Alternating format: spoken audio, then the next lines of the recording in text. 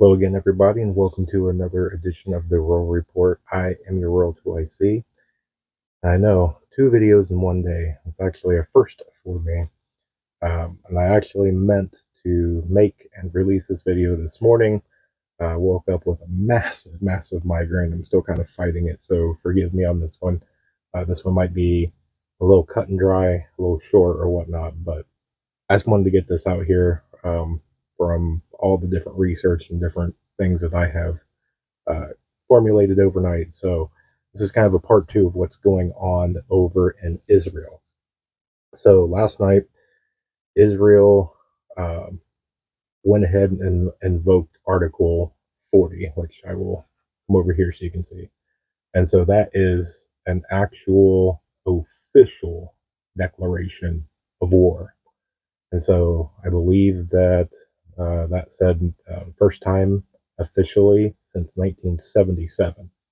So that's a big deal. Like I said in the first video, I kind of had a feeling that this was going to not be one of those quick 2, 3, 5 day conflicts where one side goes, the other side goes, will clash, they separate. This looks awfully coordinated, very long planned out, very strategic, a lot of backing. There's a lot that went into this, which is different from the times before, at least in my opinion. Um, Moving on, it looks like it's starting to spill over. And so I'll move over. So the Egyptian police officer has been reported that has killed a number of Israeli tourists.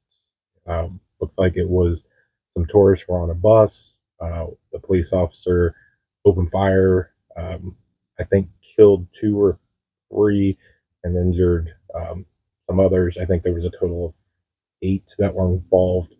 I'm still trying to confirm some numbers, but I did confirm that because that was posted by the U.S. Embassy. So um, this is going to spill over. The Jewish community is all over the world, um, even here in the United States. So if you live in a community that has a Jewish presence, you need to be very careful. You need to keep your head on the swivel. This is not a thing of panic. I'm not trying to spread fear.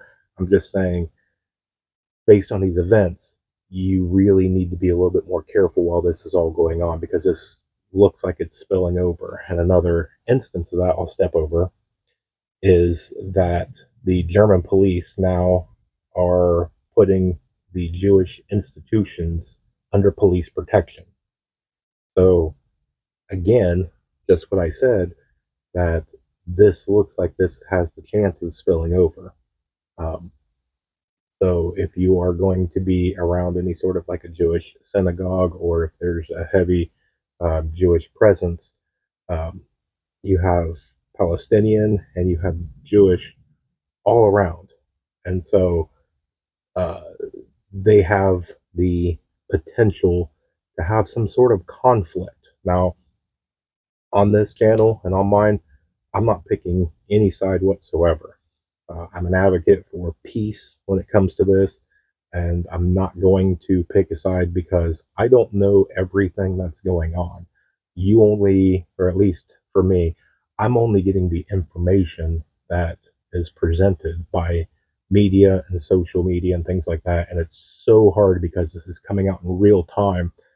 Take a video and the amount of time that you have to put in to verify a 10-second video clip, 2 pictures, or a statement.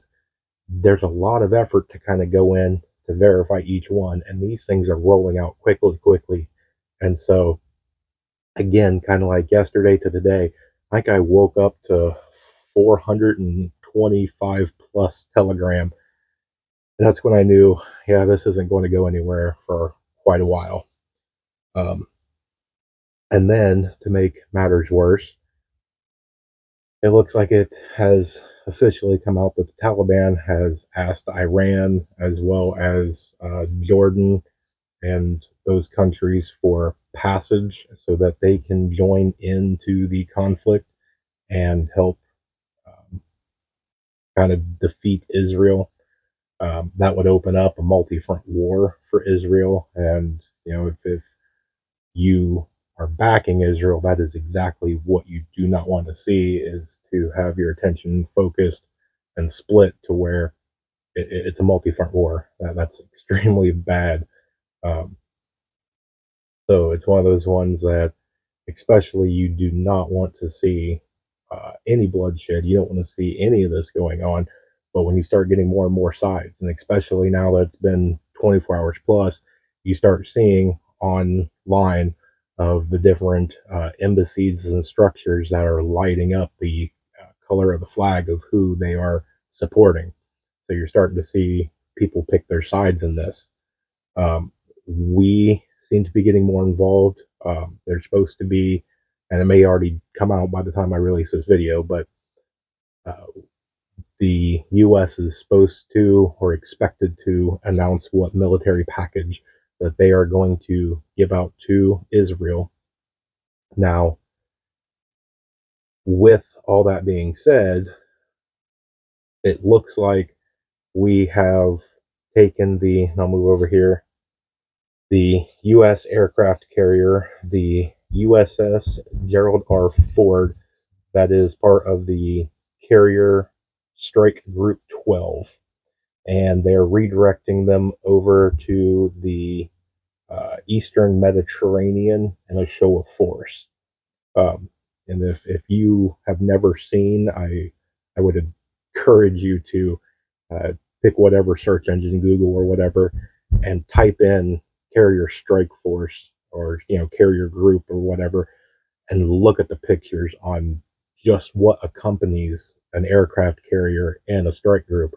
The amount of different attack vessels, resupply vessels, submarines. I mean, an aircraft carrier alone is completely, and ours, if it's our aircraft carrier, it's impressive. To be on the other side of that, I wouldn't want to be ever on the other side of an aircraft carrier. So there's a lot of speculation. There's a lot of rumors. There's a lot of propaganda. There's a lot of different types of information floating around. And so you're going to have to take everything with a grain of salt. Everything that I've shared, I've done my best to research and provide kind of like a proof or an evidence. Like the one that I put out, that was released officially by the U.S. Embassy. Now, can the U.S. Embassy lie? Absolutely, they can. But I'm showing you where I got that information, and I've seen it in multiple different places, so I have comfort in that at least is an official narrative. Now, the biggest rumor that I do want to quickly address before I end this is that it wasn't long ago that between the U.S. and Iran, that we had the prisoner swap, and then we also put another $6 billion with it. Now, the guise of that was supposed to be that they were going to use that for humanitarian aid. But a video surfaced that they were basically, the leader of Iran that we made the deal with, basically said, no, we're going to use that money for whatever we feel like, and cannot prove it, but it kind of looks like some of that money, if not a majority of it, kind of went over and is funding this. And then the pull out and the withdrawal from Afghanistan, leaving behind all the different weaponry, and the weaponry that we are sending over to Ukraine seems to be going over on the black market.